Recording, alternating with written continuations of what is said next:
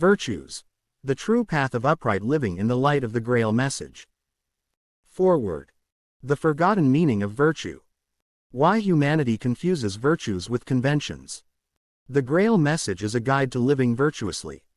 In every age, humanity has spoken about virtue, praised it, preached it, and demanded it from others. Yet seldom has virtue truly been lived. The word itself has become worn through misuse, reduced to a label for polite behavior, religious compliance, or social respectability. What was once a living force of inner uprightness has been flattened into a moral costume worn for approval. Virtue, in its true sense, is not a human invention. It does not arise from tradition, culture, or consensus.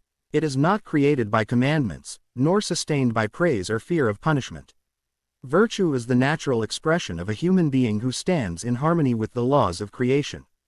Where these laws are unknown, ignored, or distorted, virtue inevitably degenerates into convention. This confusion has caused immeasurable harm. Humanity has learned to imitate virtue outwardly while inwardly remaining unchanged. Courtesy replaces truthfulness. Tolerance replaces justice. Emotional kindness replaces responsibility. Thus, what appears good often lacks strength, clarity, and durability. Such pseudo-virtue collapses under pressure, revealing that it never had roots in truth. The Grail Message restores virtue to its rightful place. It reveals virtue not as moral decoration, but as radiational reality.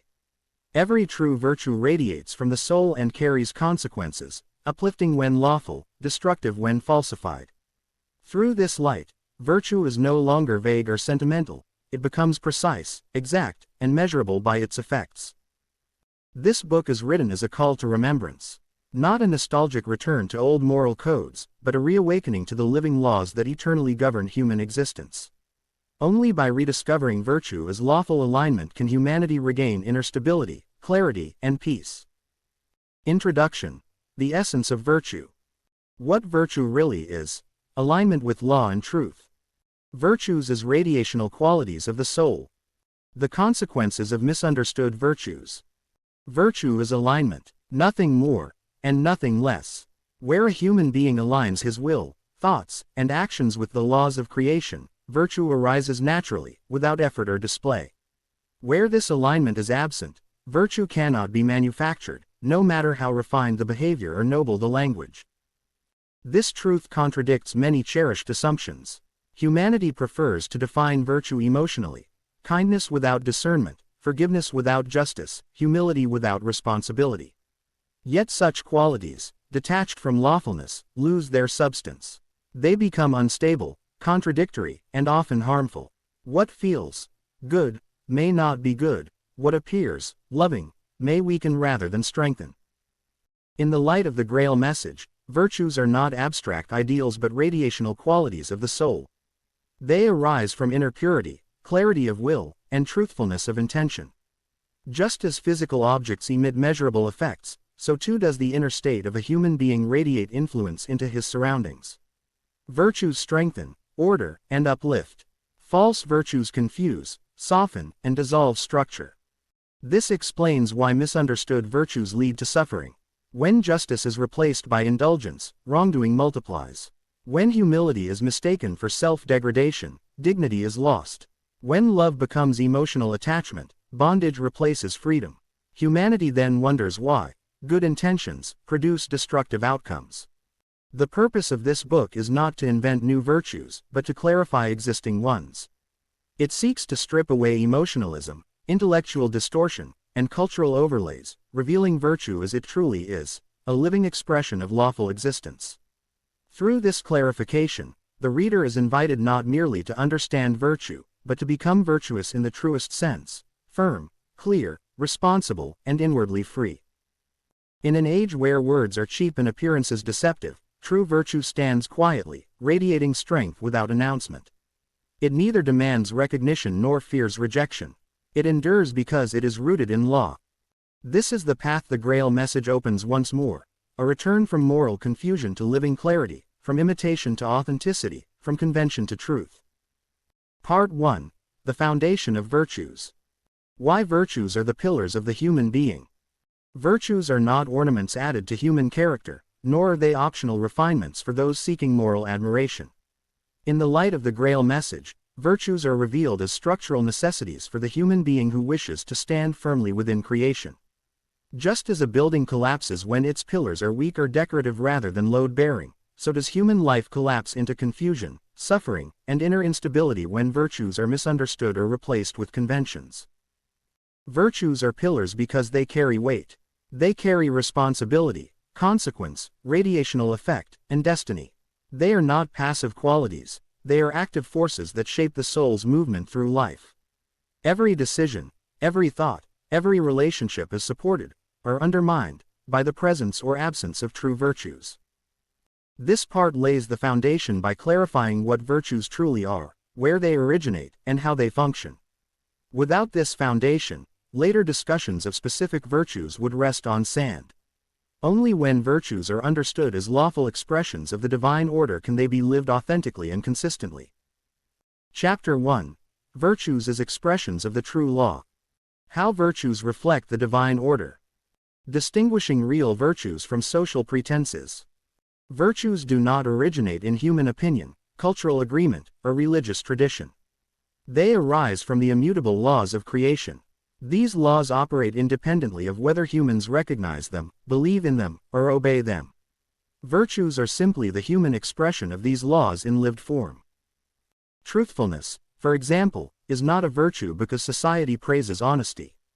It is a virtue because creation itself is built upon truth, clarity, and consistency. Any deviation from truth produces friction, decay, and collapse, both inwardly and outwardly.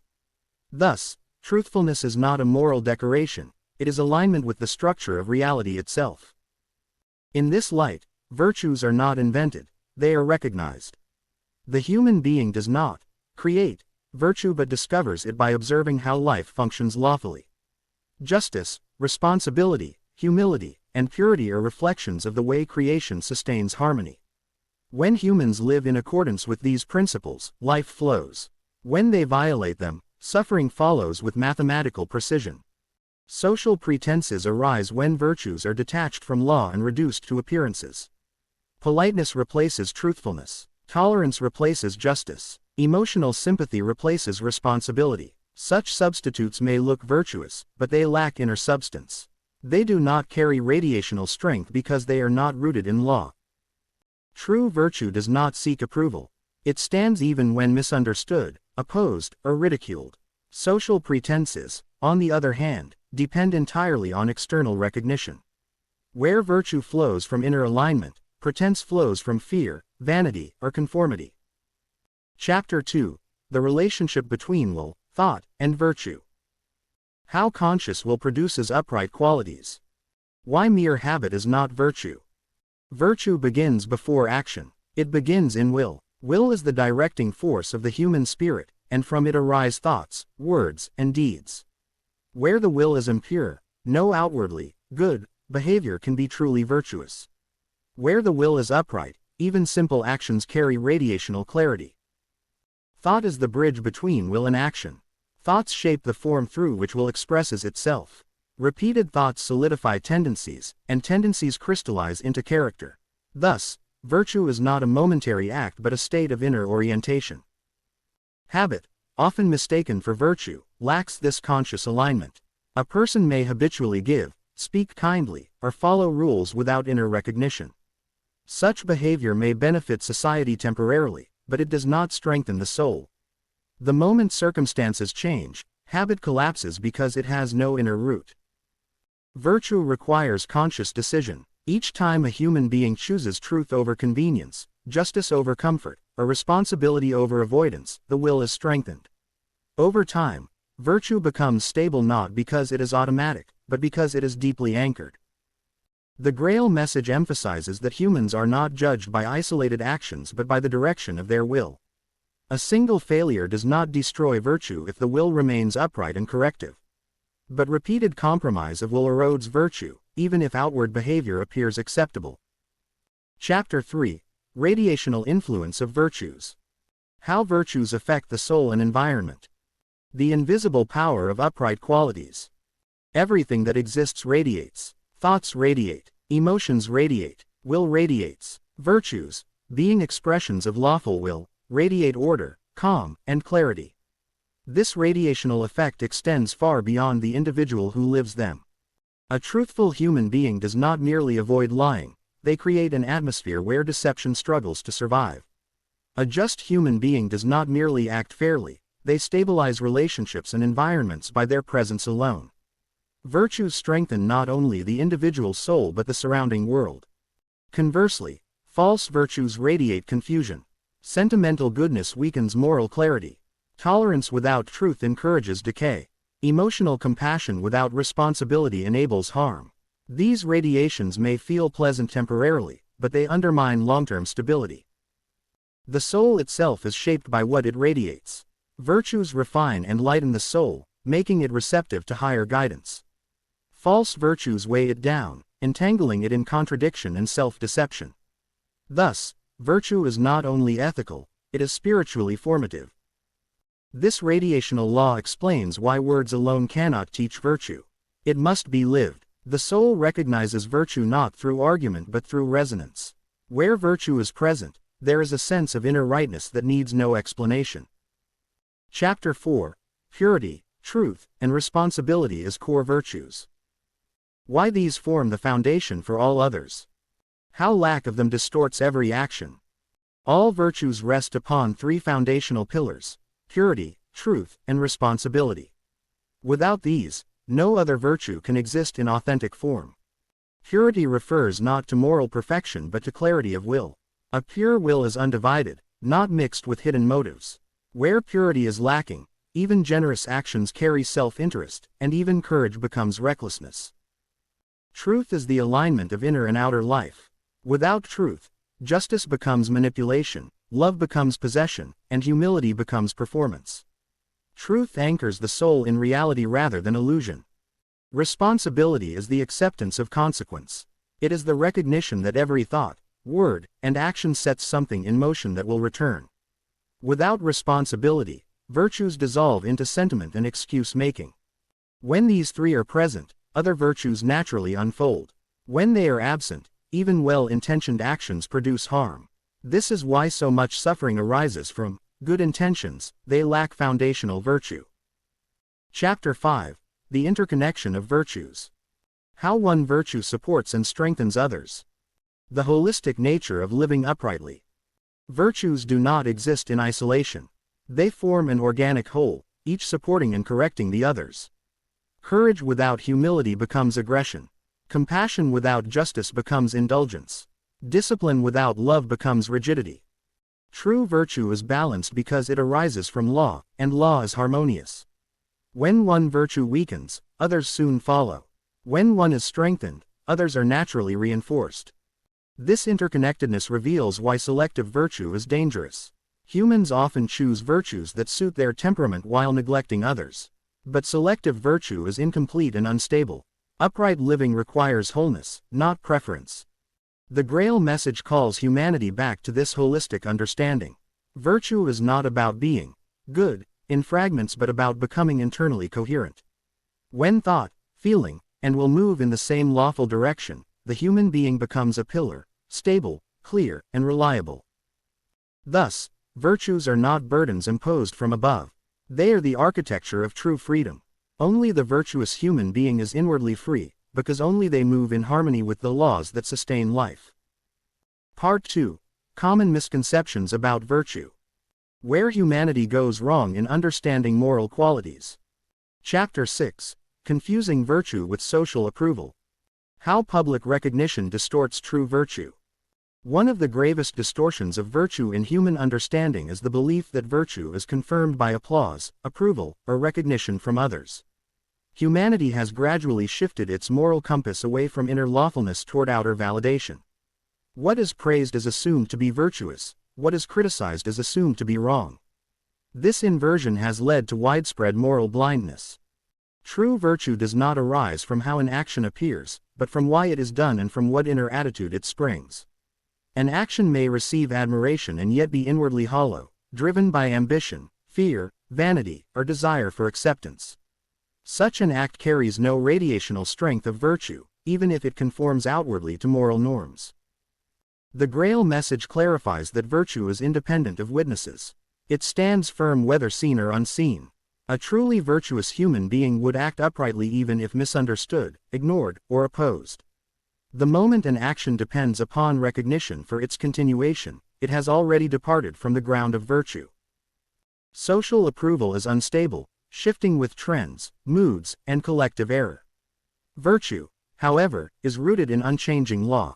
When humanity allows society to define goodness, virtue becomes theatrical, moral life becomes performative, and hypocrisy flourishes. What is rewarded is not uprightness, but conformity.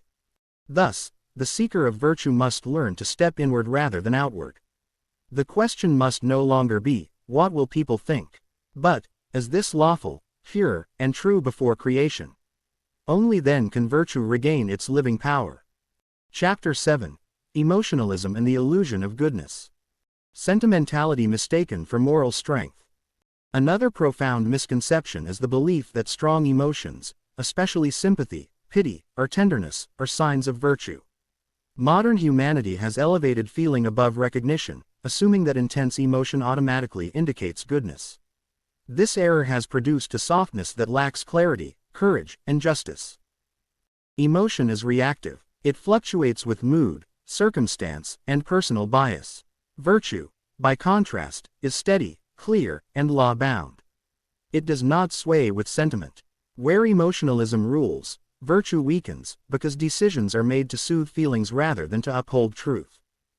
Many acts that appear kind are in fact harmful when measured against law. Indulgence toward wrongdoing, refusal to correct error, or enabling destructive behavior may feel compassionate, yet such actions betray responsibility. True virtue sometimes requires firmness, restraint, or even withdrawal, qualities emotionalism resists. The Grail Message corrects this by revealing that love without lawfulness is not virtue but confusion. Genuine goodness may feel quiet, restrained, even uncomfortable to the emotional nature, because it does not seek emotional satisfaction but lawful effect. When sentiment replaces discernment, evil finds shelter under the cloak of kindness. Boundaries dissolve, truth is softened, and clarity is sacrificed for comfort. Thus, emotionalism becomes one of the most dangerous enemies of virtue, precisely because it appears noble. Virtue must therefore be freed from emotional intoxication and restored to its rightful foundation: clear recognition, pure intention, and obedience to law. Chapter 8. Intellectualism without moral grounding. How reasoning alone cannot produce virtue. Human intellect is a powerful tool, but when severed from spiritual recognition, it becomes a source of moral distortion rather than virtue. One of the prevailing misconceptions of modern humanity is the belief that correct reasoning automatically leads to right action. Intellect can analyze, compare, justify, and defend, but it cannot generate virtue. It can explain morality without embodying it. Worse still, it can rationalize wrongdoing with impressive logic, masking inner impurity beneath clever arguments. Virtue arises from the alignment of will with truth, not from intellectual conclusions.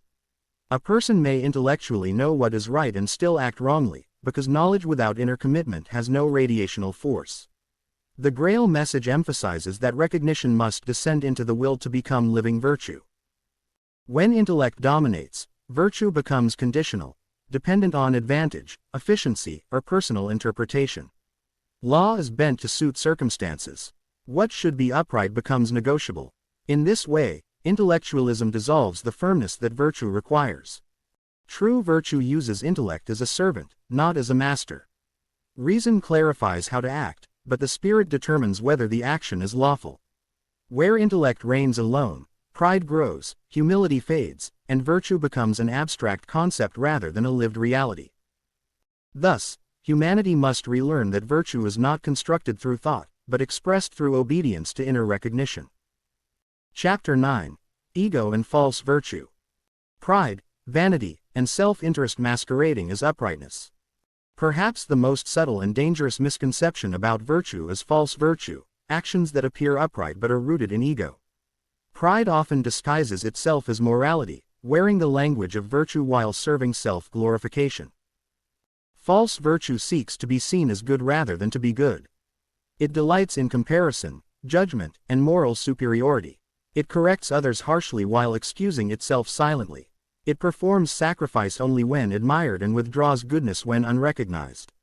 The Grail Message exposes this deception by pointing to inner humility as a key marker of true virtue. Where ego rules, virtue cannot dwell, because ego seeks elevation of self, while virtue seeks alignment with law. False virtue is often rigid, loud, and condemning. True virtue is firm yet quiet, strong yet modest. Ego-driven morality divides and wounds. Lawful virtue clarifies and heals. The danger of false virtue lies in its self-satisfaction. Those trapped in it rarely seek correction, because they believe themselves already righteous. Thus, growth halts, and inner decay sets in beneath an upright facade. Only honest self-examination and willingness to be corrected by truth can dismantle this illusion. Virtue begins where self-importance ends. Chapter 10. Cultural Distortions and Tradition. Misapplied rules and inherited misconceptions. Finally, humanity often mistakes inherited customs and traditions for virtue itself. Cultural norms, religious practices, and social rules are passed down unquestioned, gradually replacing living recognition with mechanical obedience. What was once a lawful expression may, over time, become an empty form. When the spirit withdraws, tradition remains as a shell, yet humanity continues to cling to it, equating conformity with virtue. The Grail Message clarifies that virtue is not inherited. It cannot be absorbed through upbringing, nationality, or group identity. Each human being must recognize and live virtue anew through conscious alignment with law. Tradition becomes dangerous when it resists correction, silences intuition, or demands loyalty over truth. In such cases, virtue is replaced by habit, and morality becomes fossilized. True virtue is living, responsive, and inwardly guided. It respects what is lawful in tradition while discarding what no longer serves truth. Where tradition conflicts with recognition, virtue must follow law, not custom. Thus, humanity must learn to distinguish between lawful heritage and dead convention, reclaiming virtue as a personal, living responsibility rather than a collective inheritance. Part 3. The True Virtues. Qualities of the human being aligned with law and light. Chapter 11. Purity of Will. Uprightness in intention and action. Purity of will is the root virtue from which all true upright qualities arise.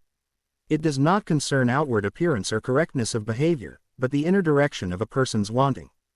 A human being may perform actions that appear good while the will behind them is mixed with self-interest, pride, fear, or desire for recognition. Such actions carry no true virtue, for the radiations they emit are impure. In the light of the Grail Message, purity of will means wanting what is lawful, without calculation for personal gain. It is a quiet, firm orientation toward what is right because it is right, not because it is rewarded, praised, or socially approved. Where the will is pure, action follows naturally in clarity and strength. Impure will weakens the soul even when actions seem correct. Mixed motives fracture inner harmony and create inner unrest.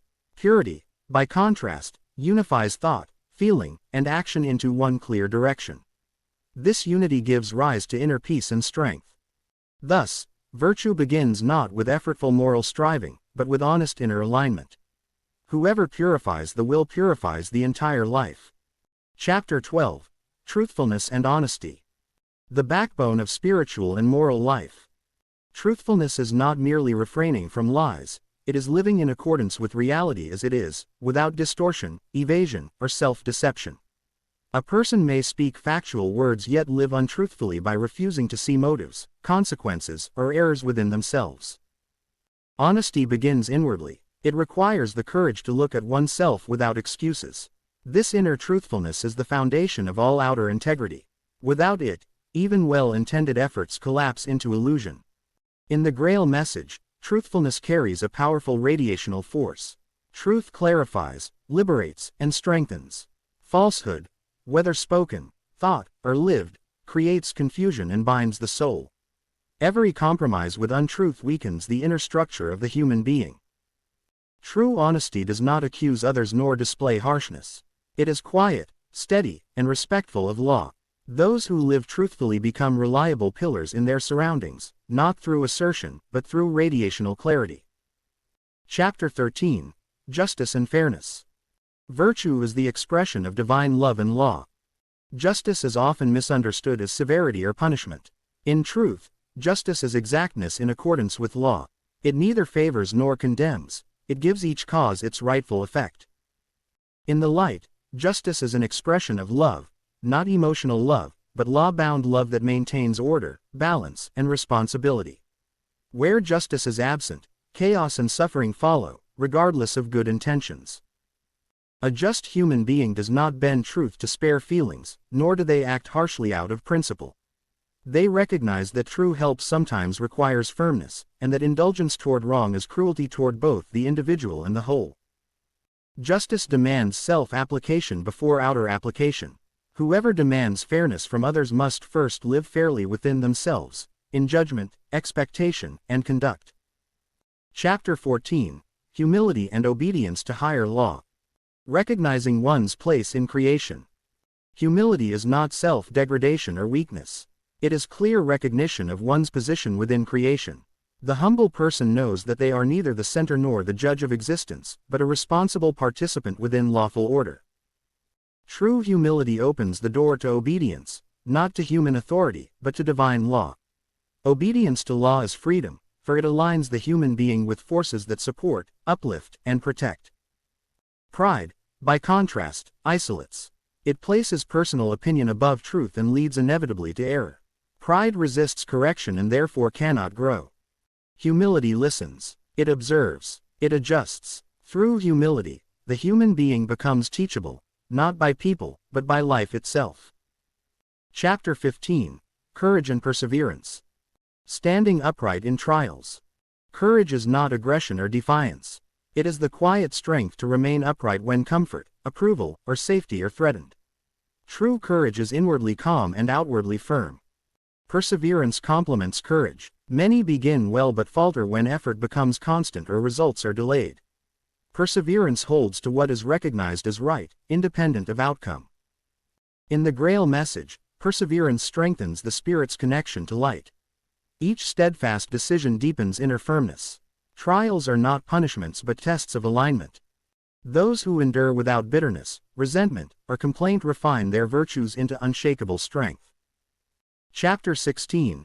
Love, Mercy, and Compassion. True love is lawful action, not emotional indulgence. Love is among the most misused words in human language. True love is not emotional indulgence, nor is it blind acceptance.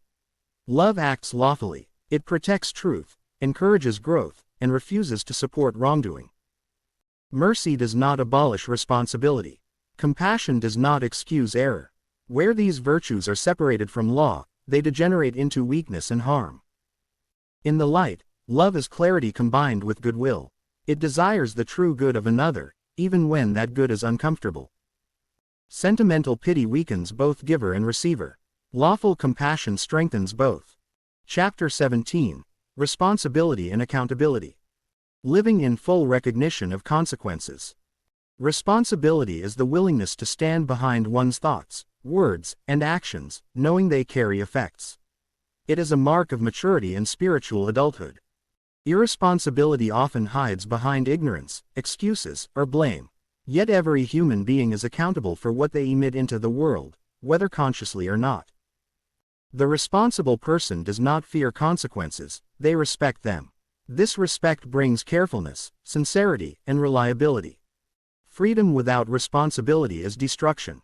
Responsibility without fear is liberation. Chapter 18. Temperance, Moderation, and Self-Mastery. Inner strength is the basis of virtue. Temperance is mastery, not suppression. It is the governance of impulses by conscious will. Where instincts rule unchecked, the human being sinks below their calling. Moderation preserves clarity. Excess, whether in pleasure, emotion, speech, or ambition, disturbs inner balance and dulls intuition. Self-mastery strengthens perception and deepens peace. It allows the spirit to lead rather than be dragged by momentary urges. Virtue becomes stable only where self-mastery is present. Without it, even noble intentions collapse under pressure. Closing note to Part 3. The true virtues are not ornaments to be displayed, nor rules to be memorized. They are states of being that arise naturally when the human spirit aligns with law, truth, and light. Where virtues are lived, not performed, the human being becomes a quiet force of order and clarity in a confused world. Part 5.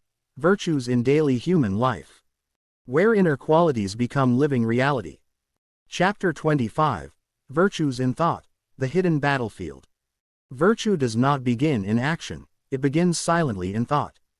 Thought is the first realm where alignment or deviation from law occurs. Every thought carries radiational power and shapes the soul long before it expresses itself outwardly. A human being may appear virtuous in behavior while inwardly cultivating thoughts of pride, resentment, indulgence, or deceit. Such a person is not virtuous but merely restrained. True virtue requires vigilance in thought life. Pure thinking does not mean naive or weak thinking, it means lawful, clear, and responsibility-filled thinking. Thoughts that secretly enjoy superiority, revenge, self-pity, or indulgence weaken virtues at their root. They prepare the ground for later failure. The Grail Message reveals that thought forms remain connected to their creator. Thus, impure thoughts do not vanish, they return as inner unrest, confusion, or weakened intuition. A virtuous thinker does not suppress thoughts artificially but learns to recognize, correct, and replace unlawful thinking with clarity and truthfulness. In this way, virtues gain firm anchorage. Chapter 26. Virtues in Speech, the Creative Power of the Word. Speech is the bridge between inner life and outer reality. Words carry radiations that strengthen or destroy virtues, both in the speaker and in the listener. Speech that is careless, exaggerated, manipulative, or indulgent undermines even the strongest inner intentions. True virtue in speech is not constant talking about goodness, nor is it silence at all costs. It is measured, truthful, necessary, and responsible expression. The virtuous human being speaks neither to impress nor to dominate, neither to flatter nor to wound. Words are chosen with awareness of their effect. Gossip, sarcasm, half-truths, and emotional exaggerations are subtle enemies of virtue. They appear harmless but gradually dissolve integrity. Upright speech strengthens clarity, builds trust, and reinforces inner discipline.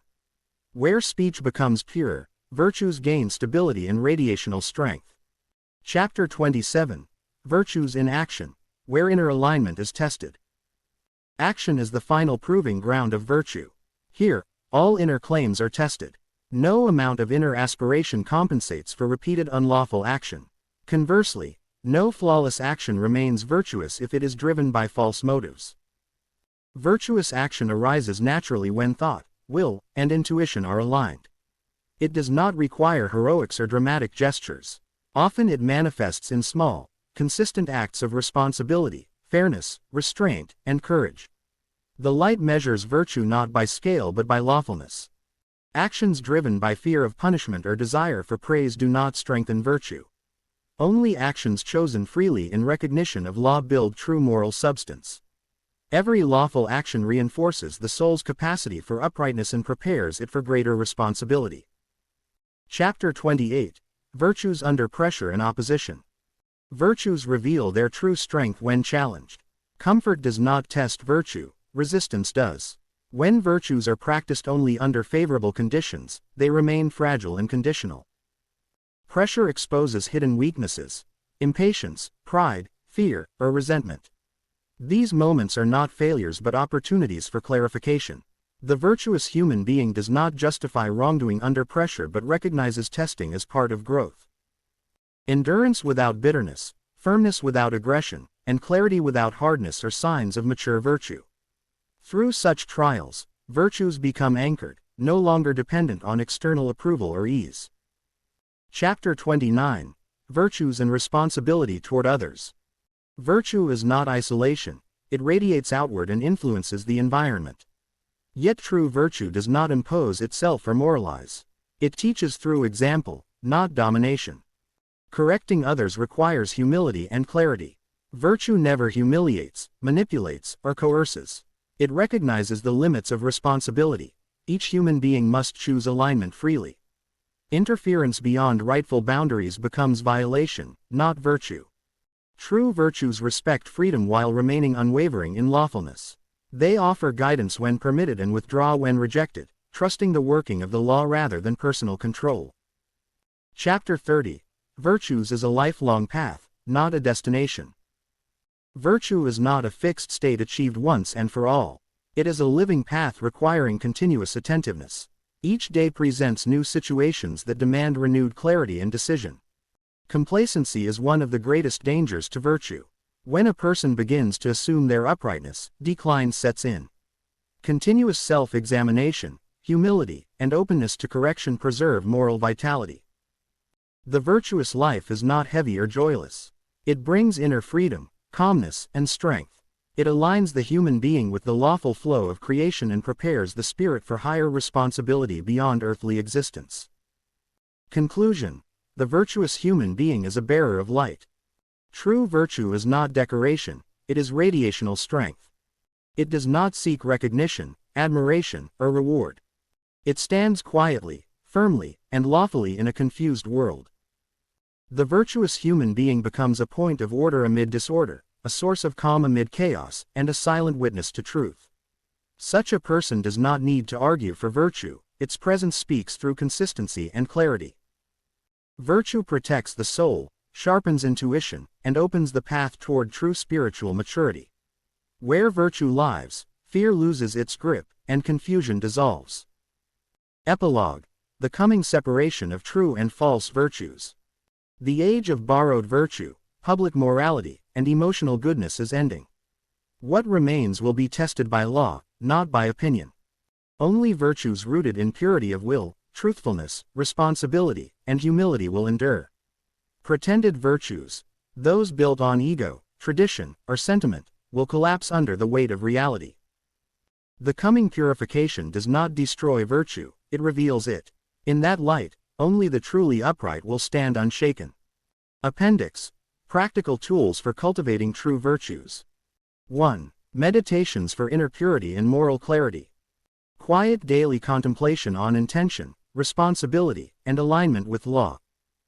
2. Exercises for recognizing false virtue. Identifying where ego, fear, or desire for approval imitates uprightness. 3. Daily practices for virtuous thought, speech, and action. Simple, consistent disciplines that strengthen moral awareness. 4. Radiational alignment and purity prayers.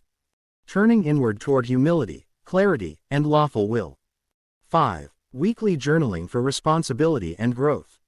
Honest self-review without self-condemnation or excuse.